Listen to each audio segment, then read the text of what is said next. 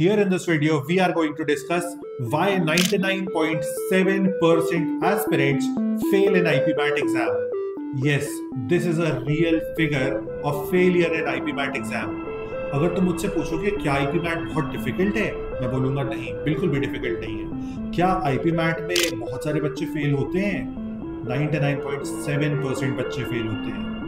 क्यों होते हैं? सिर्फ 3 गलतियों की वजह से जो वो through out the year commit करते हैं, उन्हें पता भी नहीं चलता है, उनका कोई मेंटोर उन्हें कभी नहीं बताता है कि वो उन गलतियों को कमिट कर रहे हैं। इसकी वजह से even after best of preparation वो बच्चे फेल हो जाते हैं। और अगर तुम इस वीडियो को एंड तक देखते हो तो मैं तुम्हें अश्योर कर सकता हूं तुम्हारी IPMAT में सक्सेस की प्रोबेबिलिटी बहुत ज्यादा बढ़ जाएगी और तुम IPMAT एग्जाम क्रैक कर पाओगे, अपने ड्रीम IIM पहुंच पाओगे। So let's start with the first mistake. First mistake सबसे कॉमन मिस्टेक है जो तुम आज भी कमिट कर रहे हो। तुम यस लिख देना अगर तुम इस मिस्टेक को कमिट कर रहे हो। वी वोंट जज you, we will try to help you. So first mistake is collecting too much material. तुम अपने फोन में, टैबलेट में, कंप्यूटर में, लैपटॉप में, हर जगह IPMAT से रिलेटेड बहुत सारा मटेरियल कलेक्ट कर रहे हो। तुम स्क्रीनशॉट्स ले रहे हो, पीडीएफ डाउनलोड कर रहे हो, व्हाट्सएप ग्रुप्स, टेलीग्राम ग्रुप्स और जितने भी डिस्कॉर्ड सर्वर्स, ग्रुप, सारी चीजें ज्वाइन कर रहे हो सिर्फ इसलिए कि तुम्हें IPMAT का मटेरियल मिल जाए। और तुम उससे पढ़ बिल्कुल भी नहीं रहे हो और ना तुम्हारा प्लान है उससे पढ़ने का। सिर्फ तुम अपने एक सेटिस्फैक्शन के लिए, एक मेंटल सेटिस्फैक्शन के लिए उस मटेरियल को गैदर कर रहे हो। उस मटेरियल को गैदर करने के बाद तुम्हारे लिए बहुत डिफिकल्ट होने वाला है इतने सारी चीजों से पढ़ना। तो यहां पे मैं तुम्हें एक टिप भी देना चाहूंगा कि इतने सारे मटेरियल को कलेक्ट करने से अच्छा है सिर्फ रेलेवेंट एंड बेस्ट मटेरियल को ही आप कलेक्ट करें, गैदर करें, ताकि आप उससे परफेक्ट मैनर में पढ़ सकें। बहुत सारे मटेरियल से पढ़ना हेल्प नहीं करेगा, रेलेवेंट मटेरियल से पढ़ना हेल्प करेगा। बहुत सिंपल सी चीज है जो हम लोग बोलते हैं अपने सारे स्टूडेंट्स को या जो भी बच्चे हमारे टच में आते हैं, एग्जाम क्रैक करने के लिए पढ़ो, ज्यादा हेल्प करेगा। आप इसलिए मत पढ़ो कि आपको अभी बहुत सारा नॉलेज चाहिए। नॉलेज तो आप IIM जाके भी लोगे ना।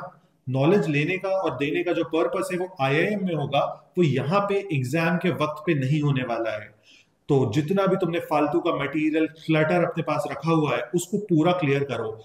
आज रात को ही जब भी तुम इस वीडियो को देख रहे हो, अपने फोन, लैपटॉप, टैबलेट, कंप्यूटर, इन सारी डिवाइसेस से जितना भी इररेलेवेंट मटेरियल है IPMAT प्रेप का, सब कुछ रिमूव कर दो। तुम्हारा पूरा क्लटर क्लैरिटी क्लियर हो जाएगा तो तुमको बहुत ज्यादा क्लैरिटी आ जाएगी माइंड में कि अब तुम्हें नेक्स्ट स्टेप क्या लेना है। सिर्फ रेलेवेंट मटेरियल पे फोकस करो, बहुत ज्यादा हेल्प करेगा, तुम्हारी प्रेपरेशन सक्सेसफुल हो पाएगी। Now time for second point. Second point is not taking enough number of मॉक्स। तो IPMAT के साथ एक बहुत जनरल प्रॉब्लम होती है कि आप लोग को लगता है कि मैं पहले बेसिक्स पढ़ लूं, मैं बहुत अच्छे से क्वांट कर लूं, इंग्लिश कर लूं, पूरी डिक्शनरी को लर्न कर लूं, उसके बाद मैं मॉक्स देने जाऊंगा। ये चीज आपको बिल्कुल भी हेल्प नहीं करती है। जब आप प्रेपरेशन स्टार्ट कर रहे हो, मैक्सिमम आपको 15 से 20 डेज के बाद मॉक टेस्ट देना स्टार्ट कर देना है। अगर आपका सच में गोल है, सच में ड्रीम है कि आप IIM इंदौर या रोहतक या किसी भी IIM में जाके पढ़ो, तो उस पॉइंट पे, उस गोल तक पहुंचाने वाली जो चीज है वो मॉक्स है। याद रखना, मॉक्स नहीं दोगे कोई बेनिफिट नहीं है प्रेपरेशन का, प्रेपरेशन वेस्ट है। उससे भी इंपॉर्टेंट चीज, इसी के अंदर मैं एक फर्दर पॉइंट को इंक्लूड कर दूंगा कि आपको मॉक देना है, उसके अगले दिन आपको उस मॉक का बहुत इनडेप्थ एनालिसिस करना है कि ये मैथ्स का क्वेश्चन मुझसे क्यों नहीं बना, कैसे नहीं बना, इसमें क्या डिफरेंट था, क्या डिफरेंट फॉर्मूला यूज हुआ है, क्या नया शॉर्टकट मैं यूज कर सकता था, अप्लाई कर सकता था, इस इंग्लिश के पैसेज को मैं किस तरह से डिराइव कर सकता था, मेरी रीजनिंग में और एक टीचर की रीजनिंग में क्या डिफरेंस है, उस पेपर को सेट करने वाले का क्या अप्रोच था। आपको इस तरह से उस पेपर को एनालाइज करना है। अगर आप उस पेपर को इस तरह से एनालाइज करोगे तो आप मान के चलो आपको ऑलरेडी पता होगा IPMAT में कि किस तरह का पेपर आने वाला है। आप ऑलरेडी बहुत अच्छा परफॉर्म करोगे एग्जामिनेशन में। Now third and most important point, being under confident. देखो यहां पे तो तुम्हें ऐसा लग रहा होगा जब तुमने प्रेपरेशन स्टार्ट की होगी कि मैं IIM इंदौर रीच करना चाहता हूं, मेरा गोल है IIM इंदौर, मैं उसके नीचे रुकूंगा नहीं। हो सकता है तुमने उसके लिए ड्रॉप भी ले लिया हो, लेकिन अब तुम्हें ऐसा लग रहा होगा कि नहीं यार, IIM रोहतक मिल जाएगा तो भी चल जाएगा। अब कुछ दिनों बाद तुम फिर फील करोगे कि जिपमैट भी क्रैक हो जाए तो चल जाएगा, IIM इंदौर रोहतक नहीं होते हैं तो भी चल जाएगा। फिर कुछ दिनों बाद लगेगा निरमा हो जाए तो भी चल जाएगा। इस तरह क्या होता है ना, कि हम अपने गोल्स को लोअर डाउन करते जाते हैं। हम जो इनिशियली सोच के जंप करते हैं इस नदी में, हम उस चीज को अचीव नहीं कर पाते हैं।